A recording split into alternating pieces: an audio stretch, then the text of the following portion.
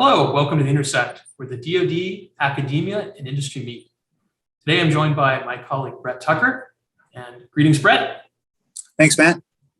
We'll be discussing risk management and opportunities to work in risk management here at CERT.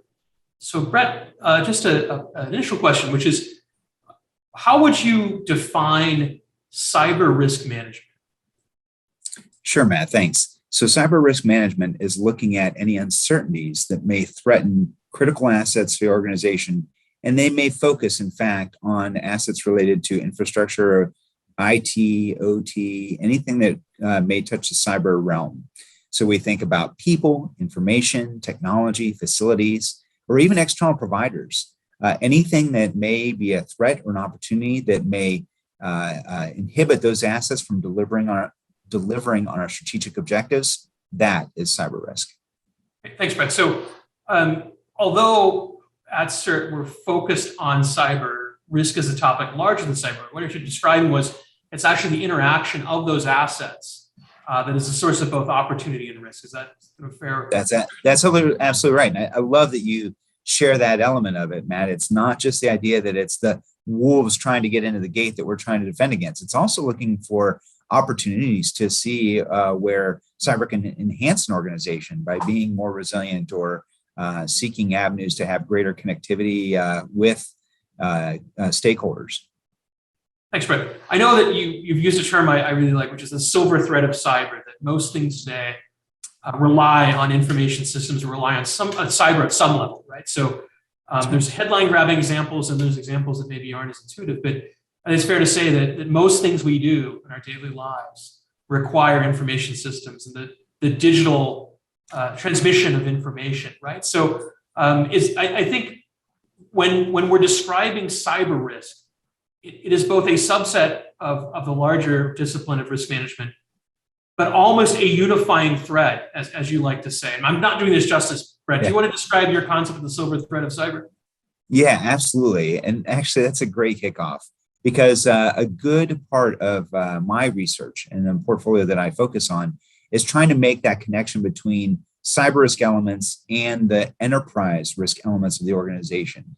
And being that silver thread, if you think about it, most professionals, as they sit in an organization, everybody has an endpoint in the network. We all walk around with laptops. We have, we have our devices that we bring to work. We have smartwatches, things like that. This all plays into that large spectrum of assets that we bring to the table. Even as people, we have information that we walk around with, same idea. And all of this, in one way or another, has a ripple effect throughout the organization. Just think about what COVID did for an organization. For any given organization, COVID in a year forced everybody to stay home. So now you are the protector and holder of key information assets sitting in your home. Think about the security related to just that, or the idea of even just having that endpoint in your car and it gets stolen, and how much information can be taken. There could be major disruption from that. The loss of information, loss of availability of that asset for the ability for the person to even function within the organization. So absolutely, cyber is one of those risks that is inescapable in most organizations today. Thanks, Brett. So you mentioned your research here at CERT, or at the SCI kind of broadly. Could you maybe describe for us, for the audience, the categories or flavors of research you're doing in risk? Yeah, there are just so many exciting things going on, not just here, in all walks of our community and for cyber at large. But the things that we're trying to focus on specifically within my portfolio for right now, supply chain risk management happens to be a real big issue. We're trying to get our hands wrapped around how to better manage software bills and materials and risks related to knowing what assets are in your organization and how to control them. From that, we're also trying to figure out the economics of risk. And we're trying to think more clearly about technical debt, and even more to that, trying to figure out how all these assets kind of come together in terms of overall impact to the organization. So you start thinking about the value stream of delivery of these assets as they aggregate into a process and deliver upon a process. And then further to that, as a process delivers on some kind of critical service for that organization, we're really trying to focus on how does an organization feel pain? So what kind of business impact analysis can we do to understand what that pain is? Not only at the immediate, we've lost it, what do we do? But also secondary and tertiary impacts as well.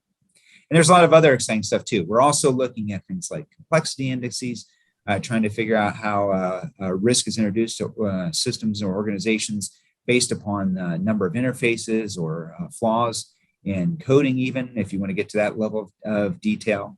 And also, we always have new elements coming up in terms of privacy risk. We're looking at risks related to implementation of certain technologies like AI, ML, and challenges for our public customers and private as well in terms of implementing zero trust architectures and things like that. Yeah, so thank you, Brett. It sounds like there's a wide range of research going on here at the SCI in risk management. Yeah. And certainly it sounds like this is an interdisciplinary endeavor, right? So you mentioned a number of fields of inquiry that aren't computer science or computer engineering, right? So I think something that is a unique aspect of some of the work you're doing here is you're drawing on economists and social scientists and those that maybe aren't intuitive as members of a team focused on cyber. Can you speak to sort of the interdisciplinary nature of risk work? Yeah, I love that you bring that up, Matt, because the software is in the name, right? Software Engineering Institute, and Carnegie Mellon as a university, very recognized very much for its technical roots, and we do have that and relish that on our team. But also, we are looking for overall how cyber can deliver value for an organization. So I do not discount the idea that I'm looking for people who have MBAs or significant experience in a C-suite environment that may be in a risk management or enterprise risk management role that can understand that interdependency of risks as they go across an organization and how it all links back to the strategy of an organization. True enough, it would be great to have that technical lens, but we can provide that. And I think actually it's kind of like how we represent ourselves as a team to our customers too. We make that connection between the technical challenges of an organization and the dollars and cents, the bits and bytes to the dollars and cents connection of an organization. So we're hearing, Brett, is if you have business acumen and technical experience, but you're not a developer, you're not a malware analyst, you're not a firewall engineer, but there's still a role for you potentially here at CERT. So that's right. Describe, I know right now you're looking for resources, specifically you're looking for a senior risk resource. Can you describe the profile or the background that you're anticipating for that role? Yeah, absolutely. We're looking to hire. I'm looking for somebody who does have a high degree of technical acumen. So maybe somebody who has a computing or engineering undergrad, potentially an MBA and or some kind of managerial or business related graduate degree would be nice to have. But certainly that same experience can be gleaned from practical experience in industry. It would be preferable to have somebody who can speak risk or has been in a role of risk management. But beyond that, people who have worked in strategy and compliance would also be readily welcome to interview with us. I'd love to hear all the stories that those people have where we could make that connection between the cyber risk of an organization and that C-suite, that overall strategic delivery for an organization. Thanks, Brett. I mean, one of the things that strikes me that's really a differentiator for a role here is the mission. So if you're working in enterprise risk management or cyber risk management industry, you're focused on, of course, protecting the assets of the organization and maximizing the return on investment for investors. Here, we're focused on matters of national security. And these are readily evidenced in many ways, right? That you mentioned supply chain risk management. And that's certainly a challenge that has been vexing many times for the US and remain a key challenge as we roll out solutions. In addition to the mission, I think one of the reasons that folks choose to join us here, and I'll speak for myself, but I think you'd agree, Brett, this is where we have a shared experience, is that we can explore things that are new and novel with customers that are important. We also are part of the university community. And I know that you, like myself, have a role teaching at the graduate level on campus as part of the Heinz College, and also engaging in executive education. I was wondering if maybe you could explain your roles in that capacity and what those opportunities might look like for someone that joins CERT or joins your team. Yeah, so thank you so much for that, because the SEI is a really fun environment to work in, because there are just so many opportunities to wear different hats in this organization. Even if I look at the current experience that we can have just at the Software Engineering Institute and the nature of the customers, by the fact of what our charter allows us to do in terms of working with the public sector, working with academia, working even in some cases with private industry to help advance the security of our nation, is exciting in and of itself. But you're absolutely right that there's great opportunity to reach across campus. And I never would have seen myself doing this, but teaching graduate school classes at the Heinz School of Information Systems and Public Policy, and educating our next generation to enter the workforce and be more knowledgeable in matters pertaining to risk management, policy, project management, program management, all different types of topics that we can teach. It really is a fun environment, because you get all that energy not only from your customer base, but from your student base as well. Yeah, thanks, Brett. I mean, it really does afford us access to an opportunity to participate in things that are really interesting and unique. Now, Brett, I think we've talked about sort of where people come from or what the skill sets are. You started your career splitting atoms for the U.S. Navy, correct? I did. Explaining how you went from engineer in the physical world to an engineer and a risk engineer in the digital world. Yeah, wow. And actually, that's a great story, because it is helpful to look for people who come to this organization that have varied experiences. So for myself, I graduated from University of Notre Dame with a chemical engineering degree, and I went to the U.S. Navy, and I was in the nuclear propulsion program. Now, mind you, I was on carriers. I'm not a sub guy. So for those out there who are sub guys, you're welcome too. But I'm a big carrier fan. Following that, I went to DC, and I worked in the Defense Industrial Base for a short period of time. But then I went back to the government. I worked in our nation's intelligence community, the Central Intelligence Agency. And that was a very rich and wonderful experience. We could bring a lot to this organization as well. And then from there, I pivoted back to industry, and I went to Westinghouse Electric Company. And I started out there with working on programs for instrumentation and control in nuclear power plants, doing the engineering, the procurement, the installation of those controls in nuclear power plants. And from there, I just grew up into more managerial, executive type roles, where I was working more and more with risk management. And that was my bridge over to this world at the SEI. And like I said, it's been exciting, because you get to craft your own journey in a sense at the SEI. I was able to cobble together all the things that I had got in terms of experience over the course of my career, and bring it all together and really make it resonate for the SEI in my own body of research that I was able to build out. So that's another exciting opportunity for people who come here. If you have great ideas, if you have a wealth of experience in different areas that you think you could apply to what we do here, you are very welcome. we love great new ideas. So please bring them to the table. Yeah, thanks, Brett. Thank you for providing a background to the bio. I think it's really interesting for the audience to hear how people end up in roles here. So one of the things that we get to do is not only just do great work, but also present about that work, write about that work. And you mentioned a few of the nascent research areas that you are currently engaged in investigating.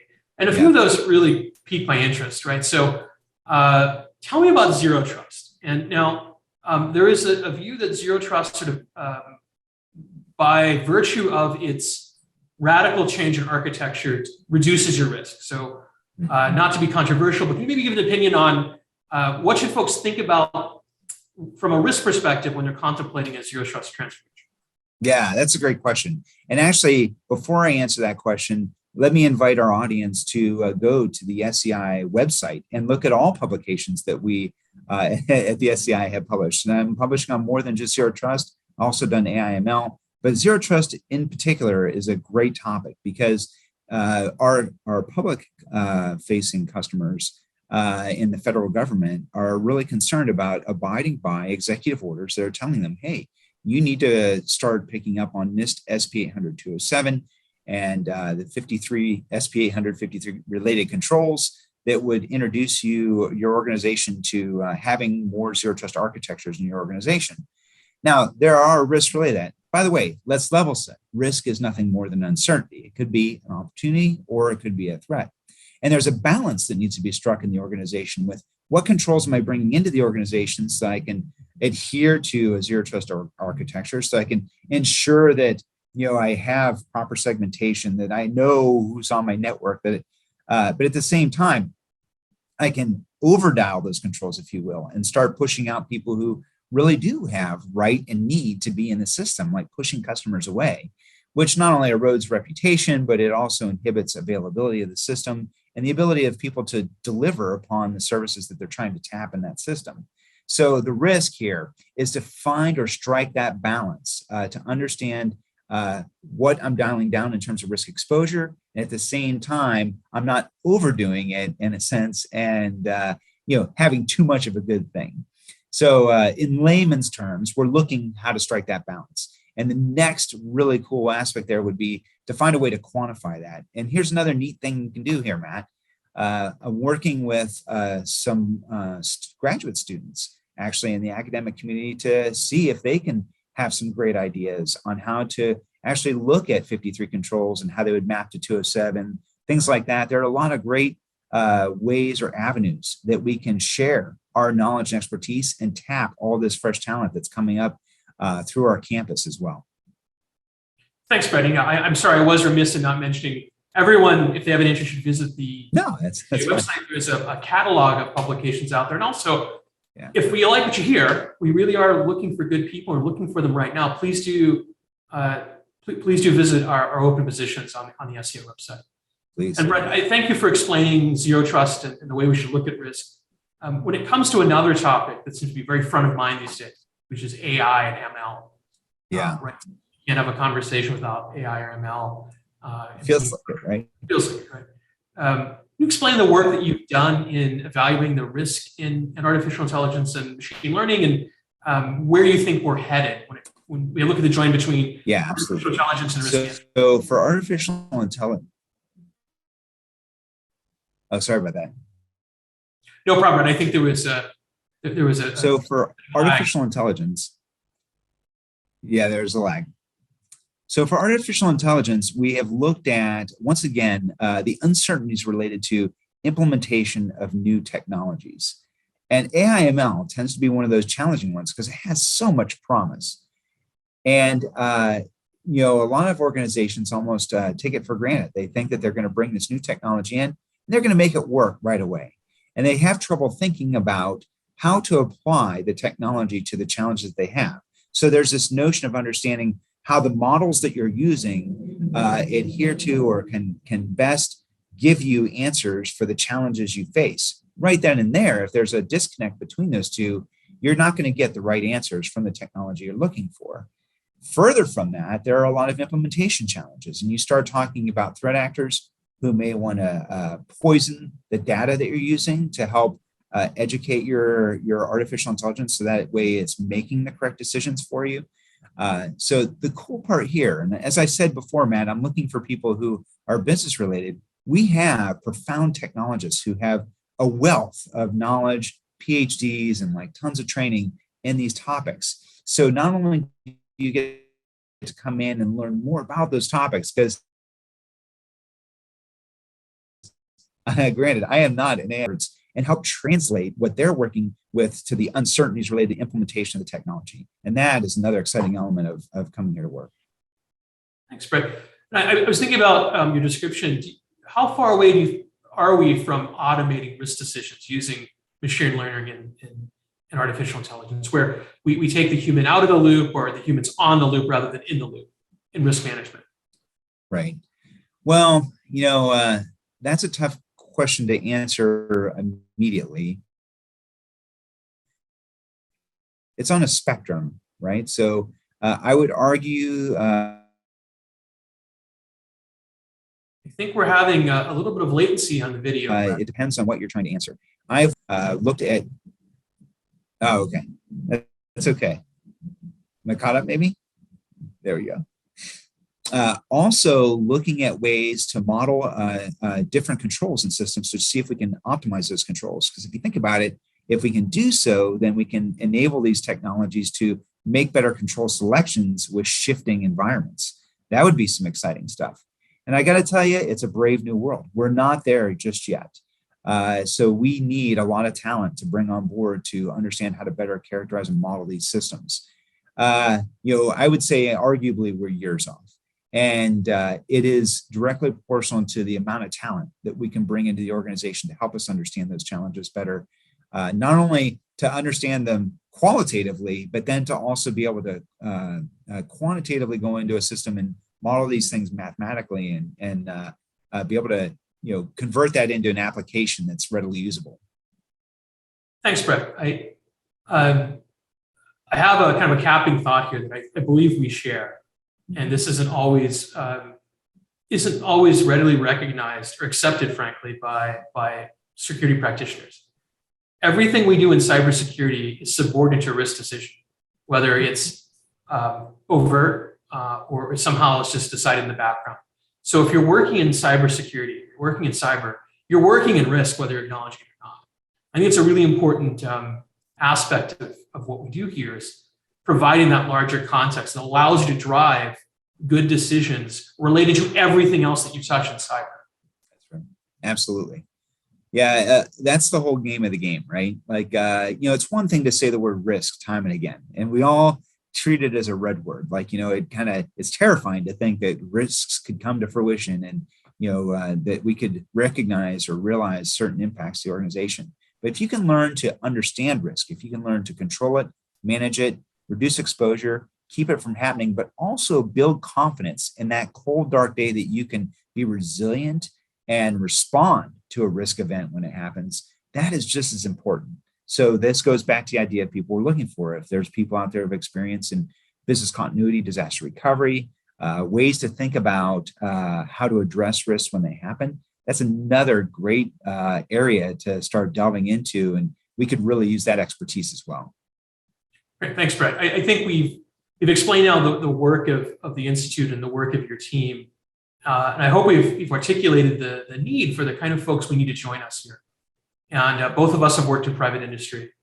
And I think that bringing those lessons from private industry or academia or military experience to bear here is really important. So if folks are interested in the topics we discussed today, in emerging tech such as zero trust or AI and ML, and I'm sure soon Brett will be thinking about quantum and enterprise risk and quantum. If you have an interest in those things, please do visit the website, the SEI website, to look at the catalog of not only publications, but product offerings that we have. Also, Brett, I keep saying this, I'm putting a hard sell on it. I know you're looking for people and there's a war on for talent. So if you're interested, we'd love to hear from you because we're looking for folks that want to join our team that support this mission, which is a national defense mission that is headquartered, which is located in an academic setting. So in essence, and Brett, you'd be a great guy to ask because you've experienced all three. I think we really bring to bear the best of all those experiences here at CERT. And that's, I think, something that I want the audience to understand if they're contemplating applying for a job or looking to a role here. I couldn't agree more. It's an exciting place, and I welcome everybody. Great. Thank you. Well, Brett, thank you so much for your time this afternoon. And please do visit the SEI website. I'll be seeing you soon in another upcoming Intersect. Thanks again.